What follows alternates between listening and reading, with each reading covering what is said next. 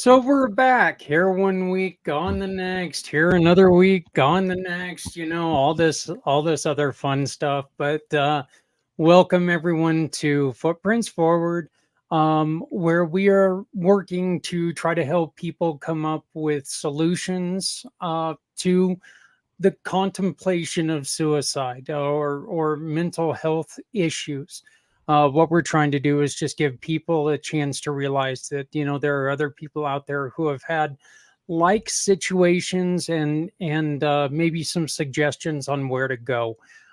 We have a great guest today that we're going to be bringing on. I met Chris a couple weeks ago, and through a couple interviews with her and a couple introductions with her, I really felt that her story was going to do us a lot of good because, you know, every single one of us has been through difficult relationship splits, and I mean, this doesn't exactly even have to mean uh you know uh it doesn't even have to be like love relationships, different times, different kinds of relationships. It's been difficult when we leave those. And so Chris has got a story that she's going to be talking to us about. I asked her if she was willing to come on, and she said by all means. And she's got a very, very special message and a special, she's got a very special work uh, um, program that can help out people who are going through difficult relationships. Joining me today in the family room here, we've got Miss Stephanie Samos. How you doing, Steph? That mute button. I'm doing well, Zach. How are you? I'm happy to be here. Happy to be here. Excited to hear from Chris. Yeah, yeah. Like I said, it's a wonderful, it's a terrible story, but it's a wonderful victory on what she's done. So This is my we'll first time meeting her, so I'm yeah. excited. So, yep, and we'll be getting to her just real quick. Stephanie, why don't you tell us about what you got going on with $10 million? Yes, we just celebrated the $10 million mark of donations. So if you're watching for the first time, my name is Stephanie Samos. I work with nonprofit organizations and people year round to assist with fundraising through One Hope Wine. So what I do is I specialize in fundraising, gifting, private wine events, and wine delivery. And when you pour a glass of wine or send a gift, it's really just a great feeling to know that that bottle made an impact for a nonprofit organization that's important to you. You actually get to choose where that donation is going. Zach and I run a monthly show highlighting smaller nonprofit organizations to help them fundraise, but most importantly, to get their mission out there to more people. Zach always says, you don't want to say, I wish I heard this sooner, right? So that's our mission, to really get their message out to more people and assist them with their fundraising. So I am also the co-founder of New Heights Homestead. We are traveling 580 miles with our 5 children and our animals to build a mountaintop homestead from the ground up. So if you are curious about topics like homesteading, off-grid living, animals, more natural living topics, growing food, you can follow and subscribe to our YouTube channel and come on the journey with us.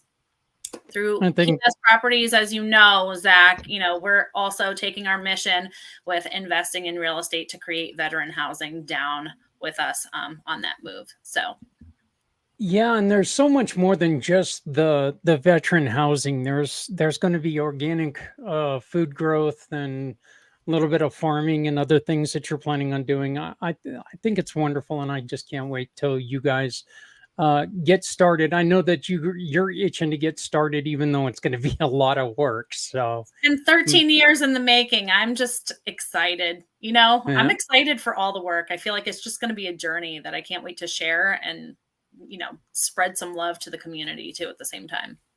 Well, I know it's going to be a new mission, new journey, and it's definitely going to be an adjustment internet wise. We've already experienced that. Hopefully we can get that. Hopefully they can get that figured out up there in the mountains, and Yeah, We won't lose you too much. But and by the way, on the $10 million, I've got to give you the one-handed clap right now. I don't have the other hand. I can do thank that. you. So it's the one-handed clap.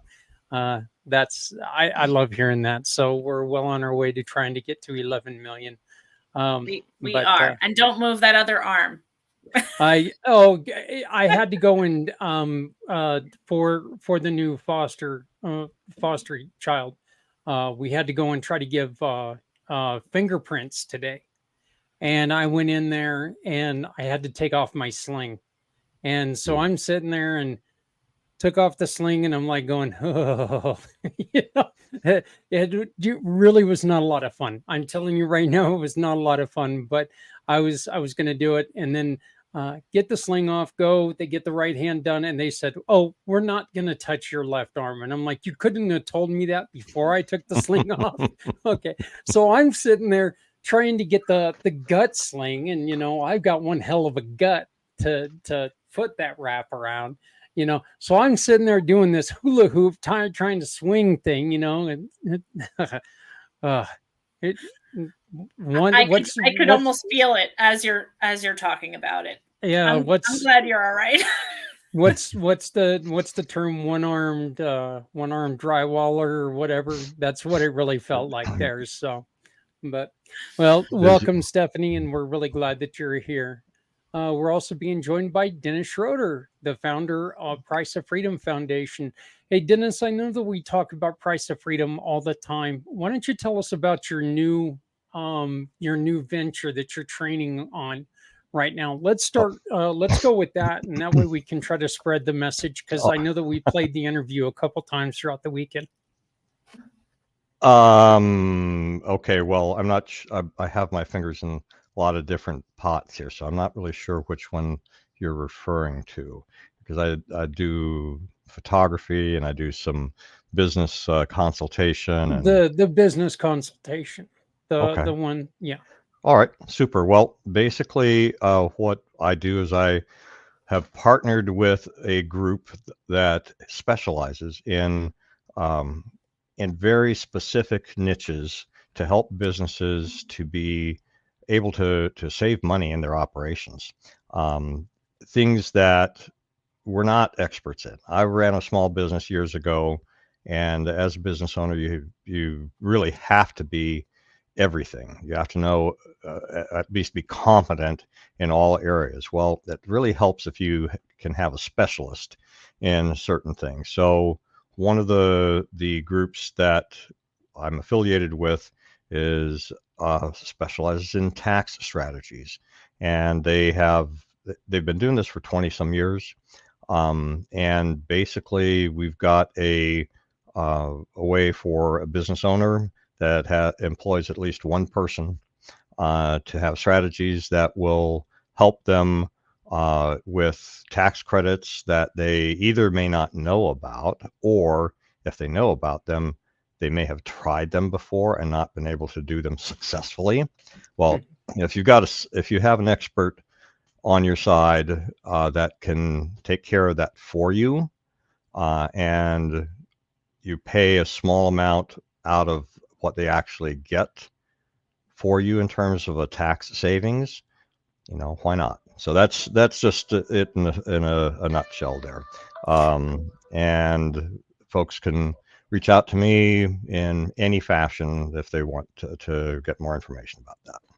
Yeah, Dennis, and it's one of those ways, and I'm sorry about this, folks. All of a sudden, my eyes started burning. I don't know what happened there, but I so I'm just sitting here wiping away. I think the little peppers on that chili commercial. I think maybe I got some of it in my eye, some of the chili juice in my eye or something. That's kind of what it feels like right now. So, which would be ridiculous since they were cartoon, but it can happen. But Dennis, with your program, nobody pays up front. It only matters when they get you money back, correct? Well, I can't say that about all the programs, but that is the vast majority of them. So, and it's basically you're not asked to commit to something that is going to cost you a bunch, and with the hope that you're going to get a return. I wouldn't have affiliated myself with anything like that, because it's like, these are all things that when I was a business owner, it's like, I wish I would have had these Yeah. available to me at that time, because it would have helped. Yep. That's for sure. Hmm. And back from his walkabout, and then as soon as he gets back from the walkabout, he falls ill. So back from the man of mystery, the man of many miles under his belt, Mr. Patrick Myers. How you doing, Patrick? Pretty good, man. I think I'm back behind out in that country, bro. Like I came back and it was just like it was that was probably one of the most fun things I've done in a long time for myself. Sir saw turkeys the size of velociraptors out there, man. I didn't know turkeys got that daggone big, man. I was in my tent, man, and there's like a whole, like, I don't, what do you call them? A flock of turkeys, herd of turkeys? I don't know what you call them things, man, but it sounded like a whole bunch of people walking through the woods. And I looked out my tent window, and them jokers are about, like, they come up to, like, up to my side up here. Them things are massive. And then I didn't know. I had no freaking clue, man.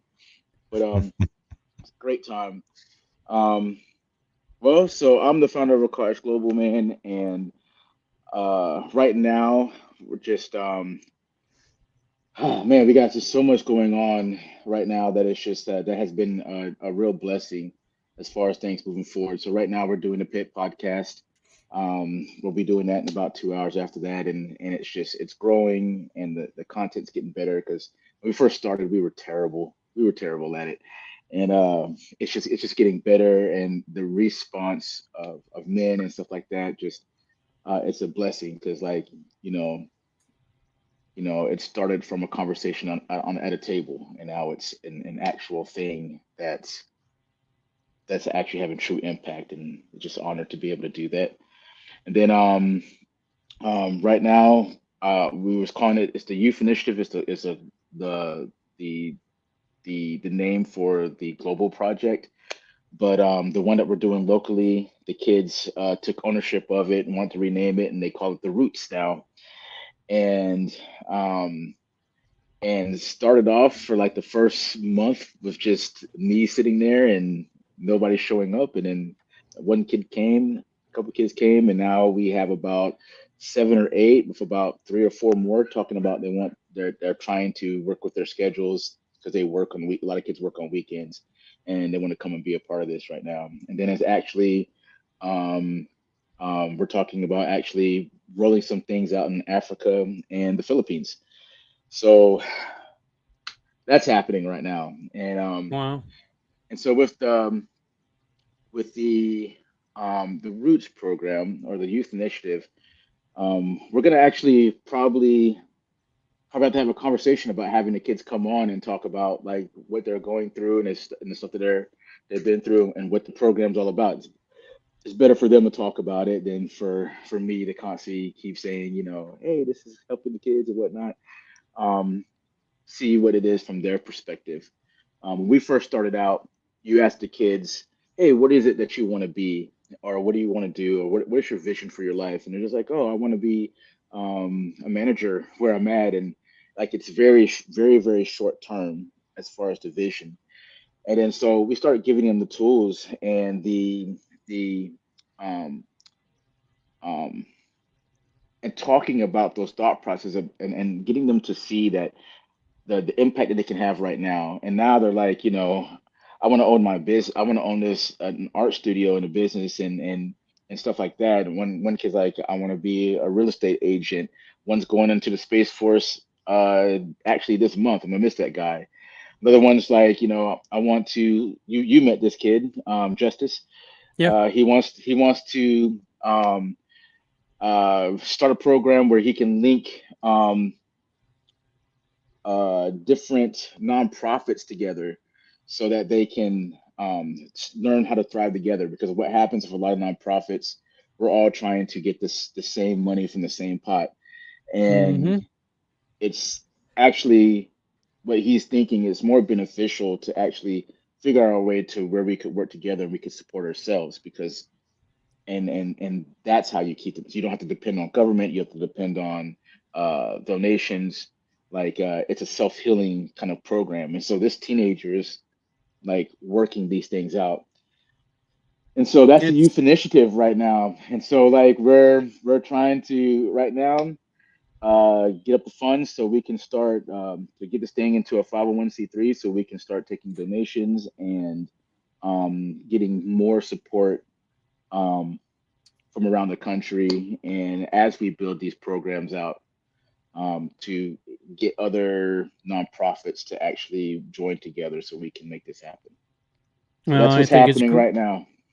I think it's great. You know what? You can point a kid and tell him, look, there's the direction. What do you want to do? And let him go. And tell him, look, everything is possible. The only thing that's not possible is what you don't try. I mean, if you don't try, it's not possible.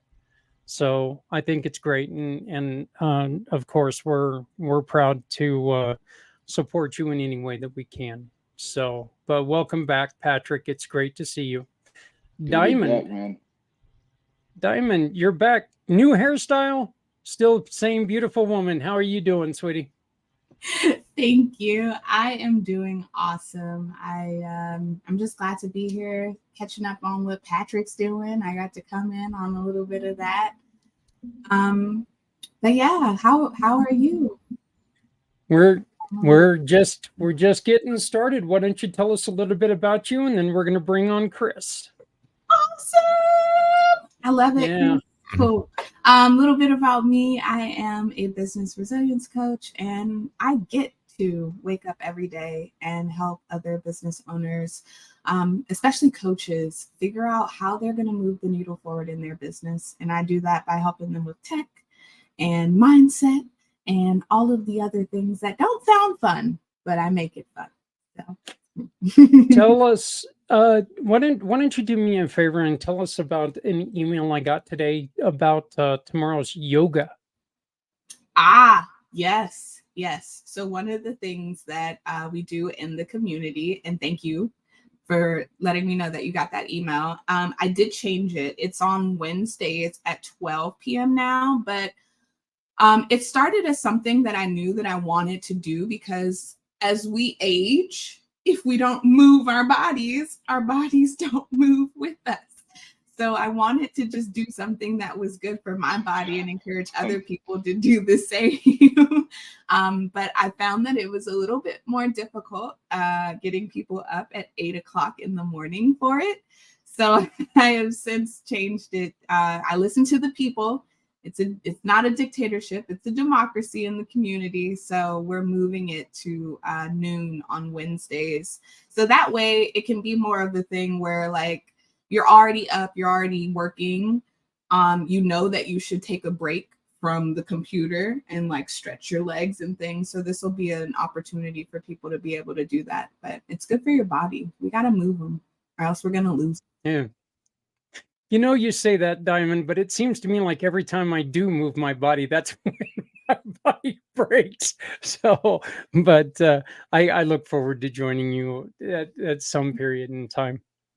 So, all right. Well, I welcome the family. It's great to see you guys again. It was a long week without you guys.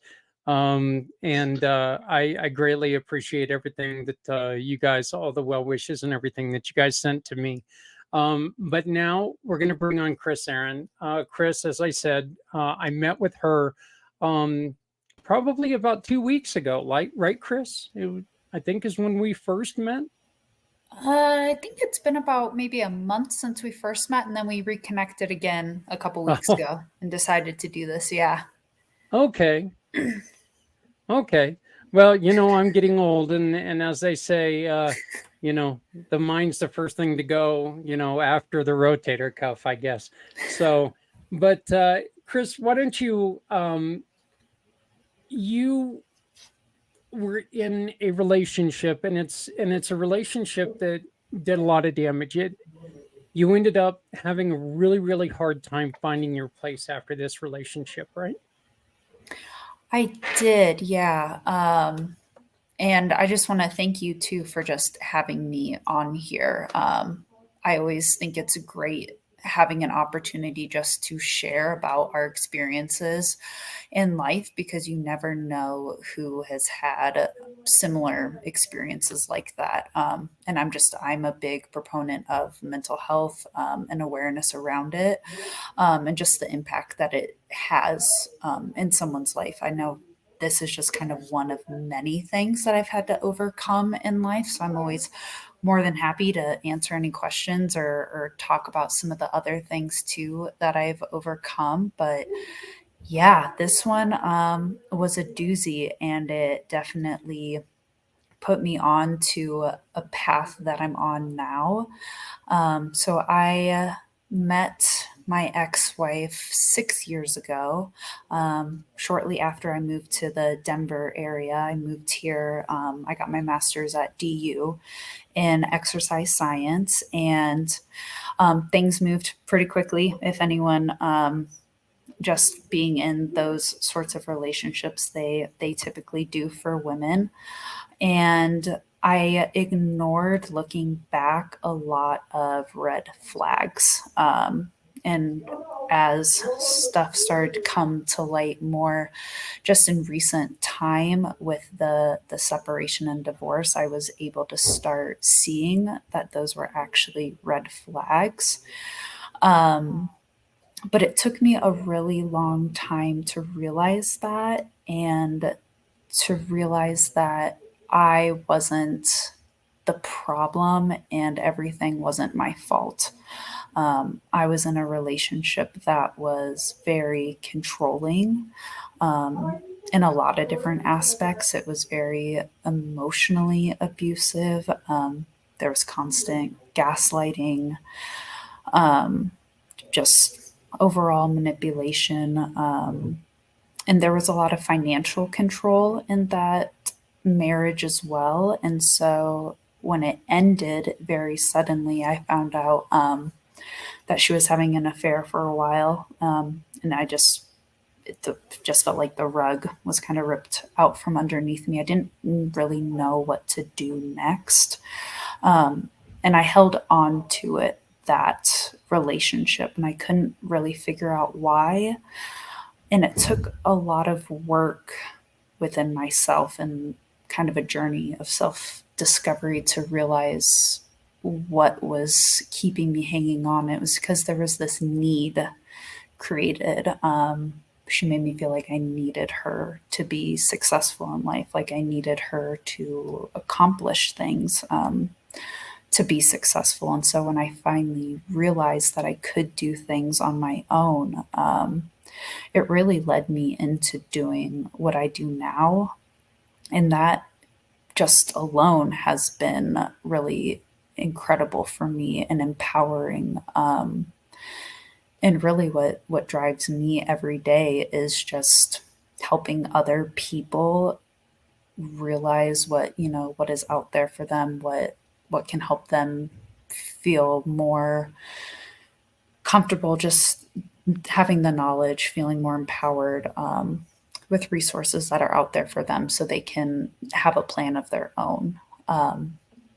And during that time too, I really didn't know what options I had. And I was lucky when we sold the home that we had together. I made a really great profit off of it. But I felt scared, like I wasn't going to be okay without that other person having that dual income, going to a single income. And she introduced me to someone, where we both entered into a contract for home renovations, and it turned out to be a scam, and I lost everything. And so a big thing for me too is just helping people know what is out there to prevent anyone else from going through something that I went through. Having someone, that they can trust, that they can actually, make some more sound decisions when it does come to their money. But it's been hard. It's been a journey, to say the least. It hasn't been easy. I actually got sober when I was 19, so it's been 12 years now. So I definitely am very familiar with the mental health field and everything that kind of comes with that as well. So yeah, I feel very lucky to have even been introduced to Zach in the first place and to have had this opportunity. It definitely hasn't been easy though. It's always kind of an up and down. You know, with building that confidence up after something so traumatic, really two very traumatic things kind of happening so closely together. What has been really helpful for me is refinding a purpose and believing in myself has been very helpful for me. And then also just finding really supportive people in my life that I can go to when when I need more help believing in myself and doing things. So I hope that kind of answered your No, question that was, and what you were kind of wanting. yeah. Yeah. That So that was fantastic. Let me ask you a question here. The financial aspect. I know I hear it all the time when it comes to a guy taking over the financial reins and making sure, keeping all that close to his vest. And then Yep. when there's the separation, and this is one of the things, Chris, that you really you love to help people with. But after, try to rebuild themselves. But a guy will take in and keep control of the money, or one person in the relationship will keep track and keep a hold of all the money. And that's one way to really devastate a person, isn't it? Because the other person doesn't know where that money's been tied up in. They don't know how to manage the money. They don't know what they have, what they own, what they're even paying for, which means that their credit is all behind there. These are things that you've really got to kind of maintain and keep an eye on that, regardless if there's somebody who's sitting there saying, "Oh, I've got this part, I'll take care of this." That's when you ought to sit there and go, we can do that part together. yeah. And that is a great point. And looking back, there's always the shoulda, coulda, wouldas, but I know that was definitely something that I recognize. One of the first signs too was my personal checking account was turned into our joint account. So I had a personal savings, but I was considered selfish when I put anything in my savings account because I made less as a teacher at the time. And I couldn't cover like 50-50 with things. And so it was considered selfish of me during the holidays if I got money that I didn't put it towards the joint stuff. I put it in my personal savings, even if it was given to me, stuff like that. But even to the point where my personal, everything, my para account, my retirement accounts, every financial account or any account, I didn't even have the second step authorization to it. It was in the other person. So when we did separate, I had to get access to all of these things. And I was like, wow, there were so many things that I did not have access to even. And it was like, you're right. It blew my mind how much was out there that I had to even gain access to and get my name onto the account, or my name was on the account and I wasn't the primary contact for it, even though it was in my name and it was my money within that account.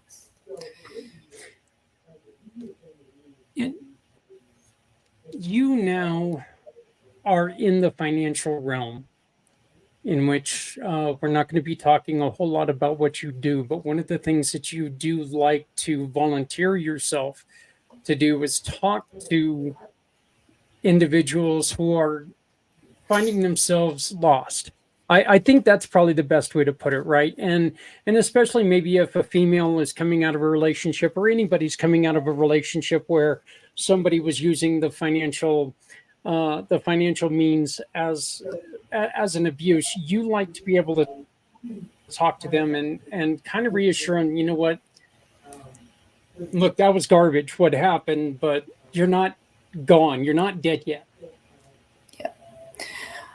Yeah, I love talking to anyone and everyone, but especially people in that position. But I think the three biggest things that I believe in are education, inclusion, and equity. And I think everyone deserves to have the knowledge of what's out there and the access to how to do it.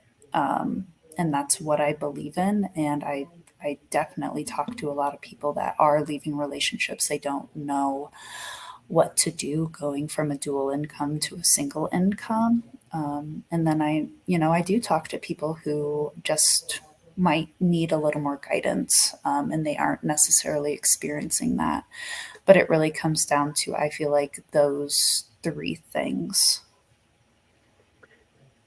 Education is, you know, it's we talk a lot, and I've talked about this with the Avery Center, a group that helps individuals after being trafficked in their life, where if someone's in this, they're standing on this ream on the ladder, and you're trying to help them get out of a bad relationship or out of that situation. If you get them out and they're down here, then they're not going to stay there. They're going to go back to at least where that bad part, that bad relationship was. But you know what? They're a hell of a lot better here than they are down here. So we need to really try to work hard, and that relationship part can help them get from here to here. That way they know that they don't have to go back to make a better living, or to make the same living. They're rising and they can continue to go. So is education on the three things, would you be able to rank them, or are they all three the same, or is there, I don't know, exactly how to put it, but is there maybe a step 1, 2, 3 in your three things you offer? I would say education is really top there, when it comes to equity and inclusion. I just think everyone outside of the already wealthy deserves to know what else is out there that people are using to make their own wealth. Um, I think there's a lot of misconceptions of who goes and talks to people in my position. And so it's always good to just realize that people come in all different stages of life and different means. And I think that's just important to recognize. But it really just starts with the educational piece and having a conversation with someone. Okay, Diamond has a great question for you. Okay. Thank you. So, tying it back to the helping people who are possibly in your situation or similar situation, what would you say are some of the most crucial steps that you took to regain that control, not just of your finances, but of your life, really? Like, were there any mantras or quotes that kind of like rang true in your head that like kind of gave you fuel? Or what would you say to that? One of the like mantras or quotes is kind of weird. I don't know how I really came up with this with my therapist actually, but it was just like, just keep swimming. I don't know why it stuck with me, but it was like, I'm someone that has troubles letting go of, especially excessive thoughts, excessive thinking. And that was something for me that helped me.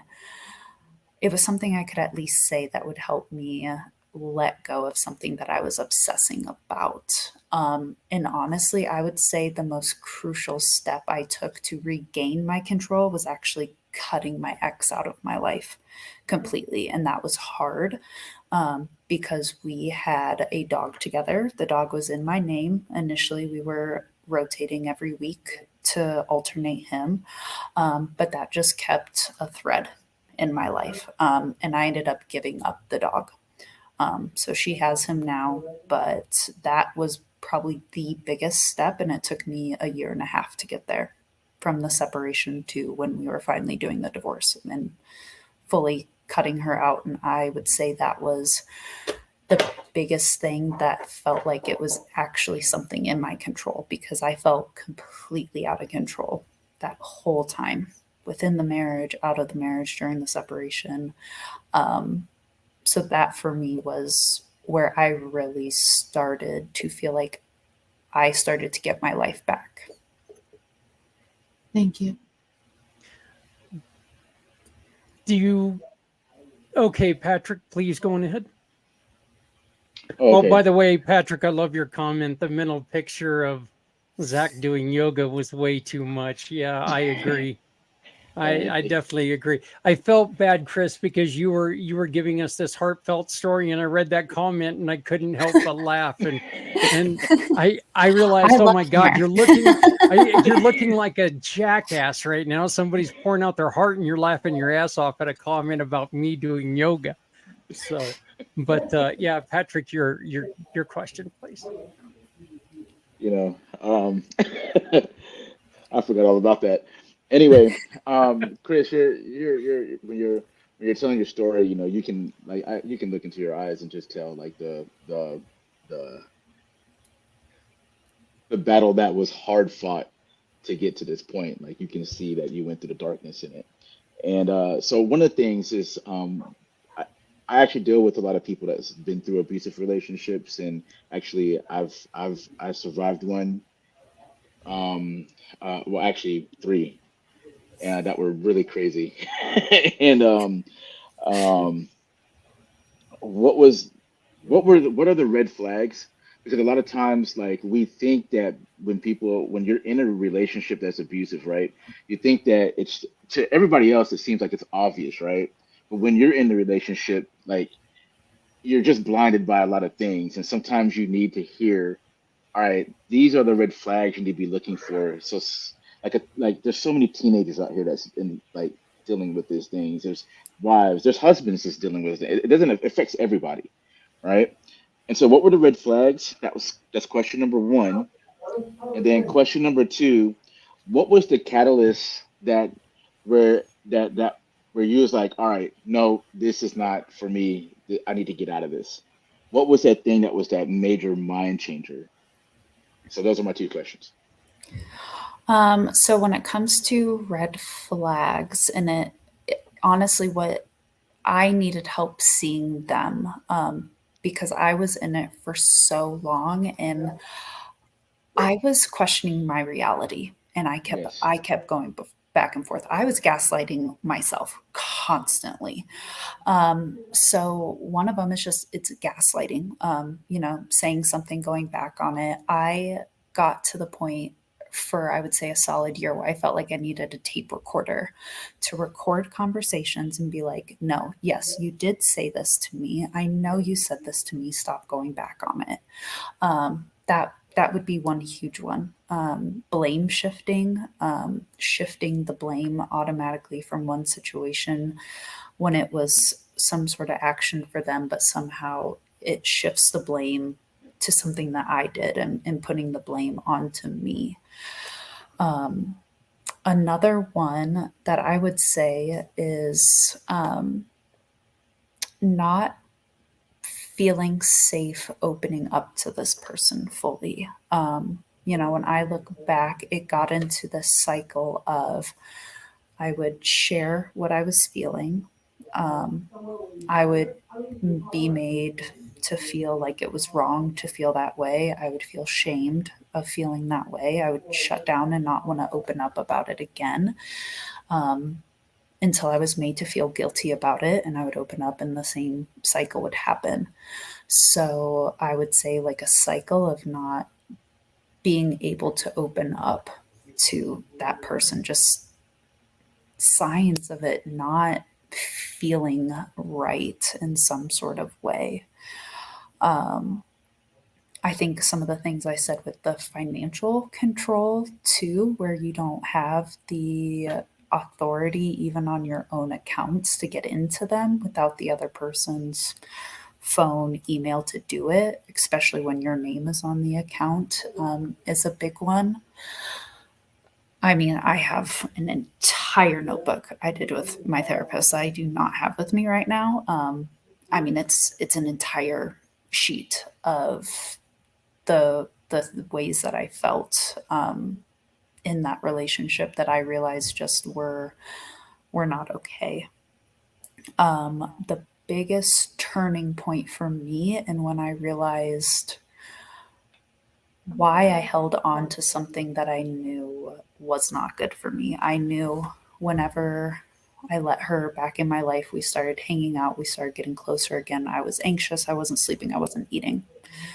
And I knew that. And I'm like, why am I doing this? I know I don't feel great. There's all these highs, and there are also the worst of my lows when I have this person in my life. So why do I keep doing this to myself? And what I realized is she had created such a need. I felt like I needed her financially. I felt like I needed this sort of security that I kept going back, and like I wasn't going to amount to anything without having her in my life in some way, shape, or form. So when I realized that I could do it on my own, it was really having that moment of recognizing why I kept going back to something that I knew was not good for me, and having even an inkling that I could do it on my own is what helped me realize I can get out. It's kind of a weird manipulation how it goes. I can't live without you. You know, you go from I can't live without you to, oh my God, you can't live without me. You know, how it flip flops that way. Stephanie? Wow. I first just want to say thank you for being brave and sharing your story. I have something similar, not the same, but I'm thankful that it was many years ago before I was like, I want to say a grown up. It was a long time ago. And, you know, abuse comes in all different shapes and forms. And, you know, I just, as you're talking, I'm kind of recalling that time. It's like, wow, it was difficult to get out of that situation. But for those that might be listening, and I was going to ask about red flags, but Patrick beat me to it. You know, what kinds of things, or there anything that you did for your mental health during that time, you know, like for you to kind of stay focused and get yourself on the track that you're on today? Like, were there any resources that like popped out at you that like helped you through? Maybe somebody is listening that's going through something right now and they're like, crap, I don't know where to even turn or who to go to for help, or what, you know, where to turn. What would you say to someone like that? Yeah. So a big thing I forgot to mention is the summer going into teaching. My ex actually convinced me to go off of my medication. Said that I was fine. I didn't need them anymore. I am very neurodivergent, like very bad ADHD. Like I need to be on medication. I'm happy. I'm happy when I am medicated. So I got back on medication was the first step. In doing that, I started actually seeing a therapist. I hadn't seen one, honestly, since I was going through treatment when I was 19. So I went a very long time without even having active mental health help. And it was mainly just because I have always, you know, resorted to school and work as sort of like my release in life.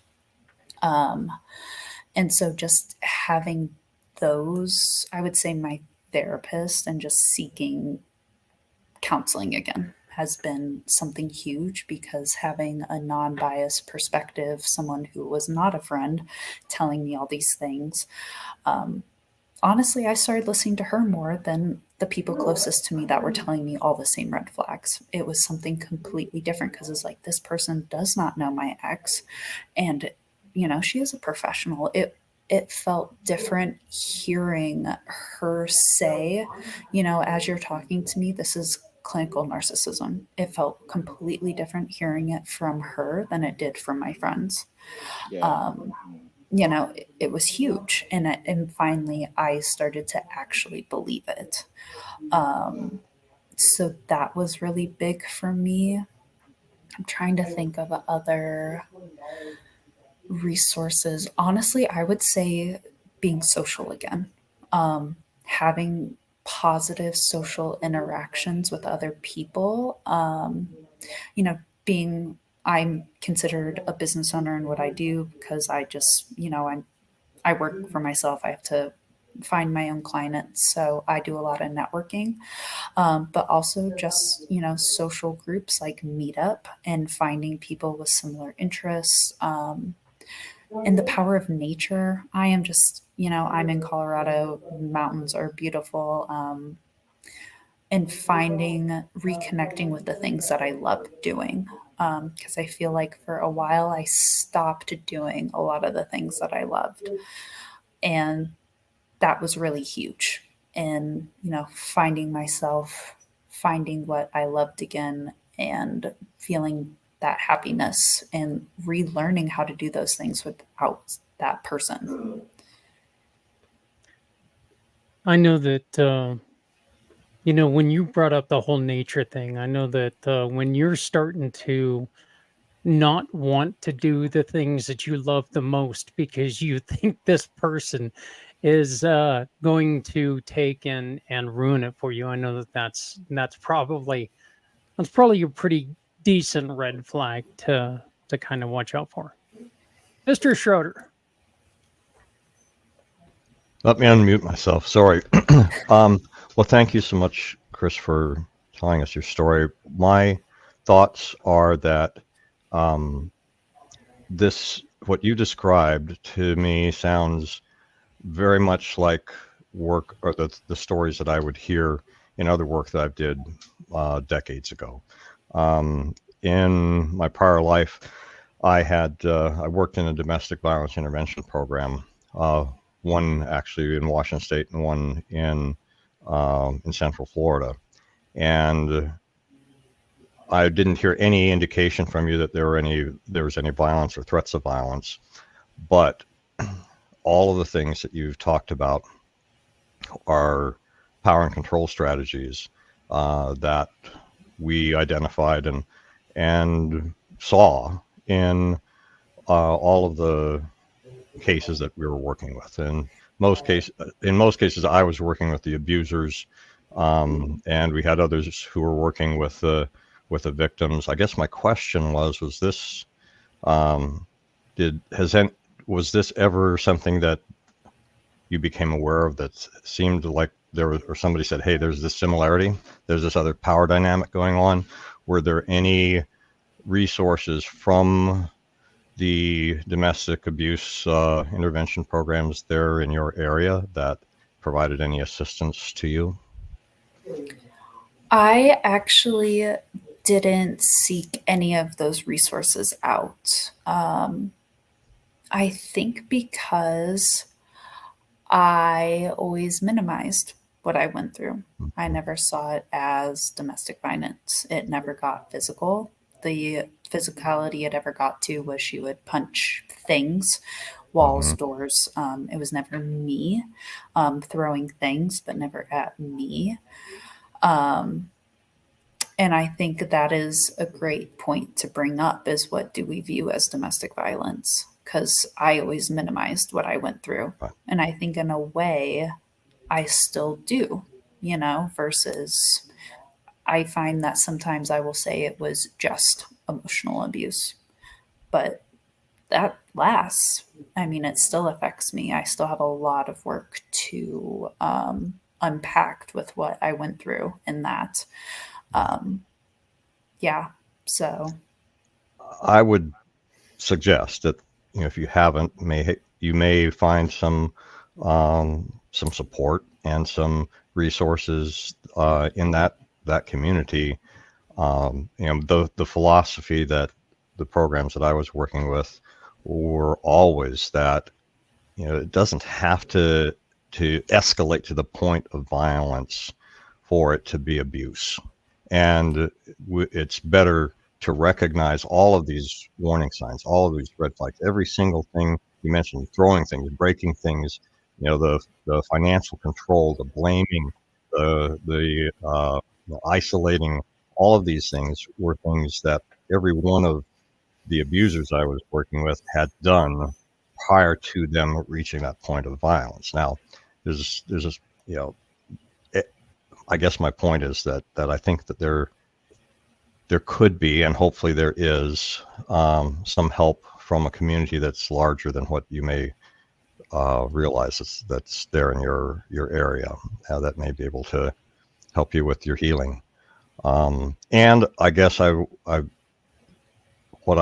thinking here with our focus on mental health and suicide prevention is that I think the intervention or the awareness and being able to take steps to stop the abuse and to be healthier in how you think about yourself and the actions you take can help to prevent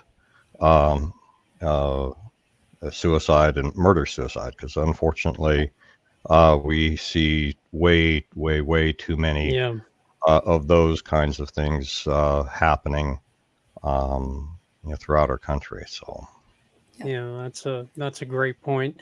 And one of the saddest things about it is that there's a lot of time that the emotional abuse is going to heal a lot slower than the physical.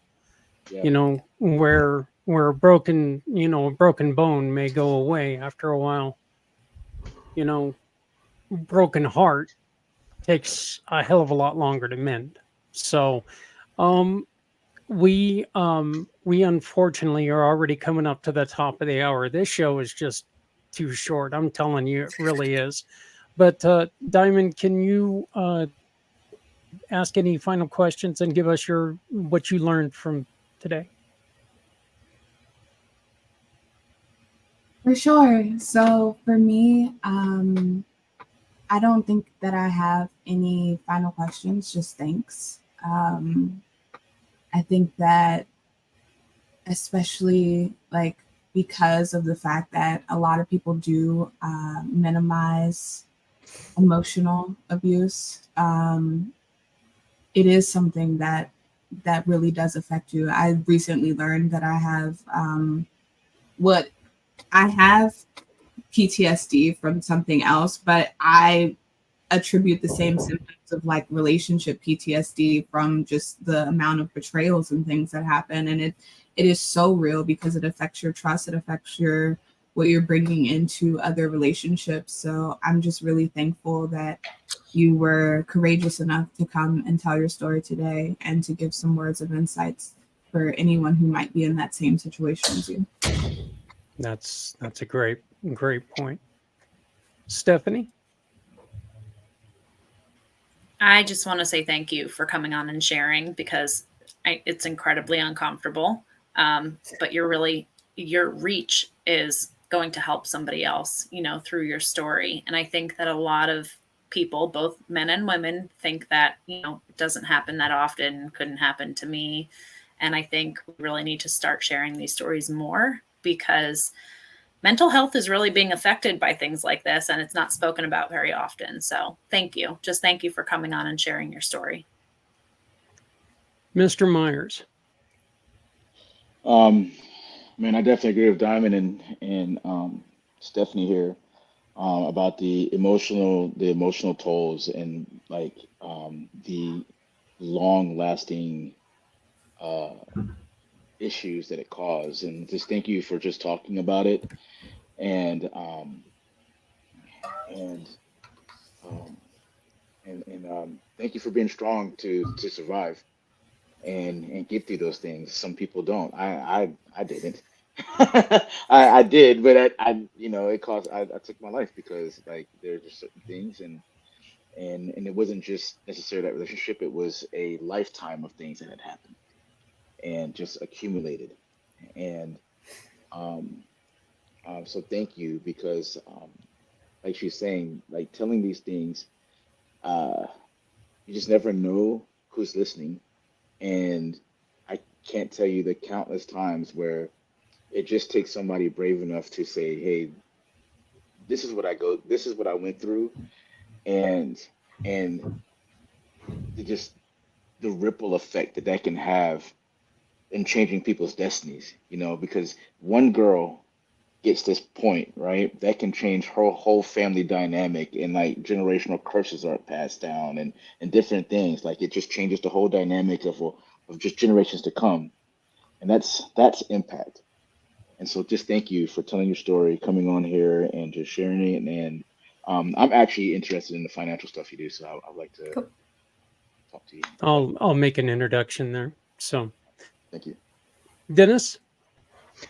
I think since I uh, gave my thoughts earlier, the last comment I'd make is that I would thank you for telling the story and being vulnerable here, and it reminded me very much of what we do. I mean, I poured my guts out here, I think a long time ago with this show, but I saw a saying that I shared on social media the other day. It says, "We may impress people with our strengths, but we connect with people through our weaknesses." And Oh, wow. I think that you have connected with people that the people who are watching this. You connected with us, I know that, but Yeah. you've connected with others who are watching that you may never know. Well, Chris, I want to take and I want you to do me a huge favor and tell people how you can help them if they need to get a hold of you. Maybe just tell them in your own words, and this way we don't go do anything against compliance, but let them know how you're willing to help them and what you can do to help them out. Yeah, I mean, if anyone just wants to reach out to me, my number's down there at the bottom. Yeah, if you just want to have a conversation, learn a little bit more about what I do, always happy to. The last thing I want to add, though, that I thought of a resource I did use is it is okay to ask for help. I always struggled asking for help. I did actually go in. To the emergency room one night, and because I knew I wasn't okay. I actually, when I was younger, I did share I got sober when I was 19. So I've had some struggles in my life, but I did make 2 attempts on my life previously when I was younger. And this was the first time that I actually sought help on my own because I knew I didn't want to do that as a resort. So that was huge for me. I know my mom was proud because she's been through a lot with me, but it is okay to ask for help. And even if that just means going into an emergency room and saying that. Well, I want to thank you so very much, and obviously we're coming up to the top of the hour. You're seeing everybody pop off, but Chris, I want to thank you.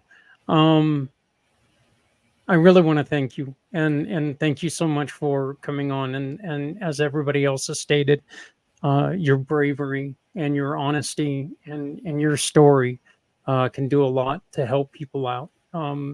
Thank you for your struggle, and most of thank you for being here.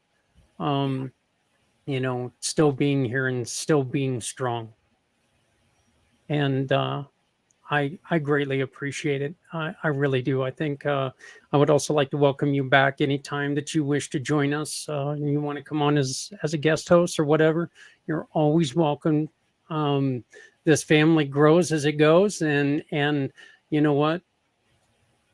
The, your story is beneficial to somebody, and the one thing that we take pride in is that there's somebody, um, like was mentioned, you know somebody hears your story, they get out of a bad relationship, somebody watches them get out of a relationship, gives them the courage to get out of another relationship. Dominoes. Okay, dominoes that can only fall in a positive manner, and that's the way I see this. But I want to thank you so much for joining us. Yep. And please, if anybody has any need of financial rescue, give Chris a call. Okay, if you need to get her number, give me a call. You guys all know how to get a hold of me. So, from the family, we want to thank you very much for joining us. We will be back next week with another wonderful guest who has an amazing device that helps, and she's also a veteran. So, fellas, I think that you guys are going to get into this. So it's a nice little relaxation. And I know that she was talking to me before the surgery. Of course, my mind was going surgery, surgery, surgery, and so that's all I could really hear. Not yoga, yoga, yoga, Patrick. So don't worry. But we want to thank you all, and please remember, no matter how softly you walk, you're going to leave footprints. You're going to be missed if you're gone. So please don't take that step. If you need to talk, there's somebody out there. If you need to talk, we're out here. Every single one of us has our own story. Every single one of us has our own experience. Every single one of us is willing to talk to you if you need just an ear. So please give us a call if and we can help you try to find the right place. But my name is Zach Clayton from Community Pay It Forward, Community Dare to Care, and the PAC channels. For Patrick, for Dennis, for Chris, for Stephanie, and from Diamond, thank you. And we will see you next week. You guys, thank you so much.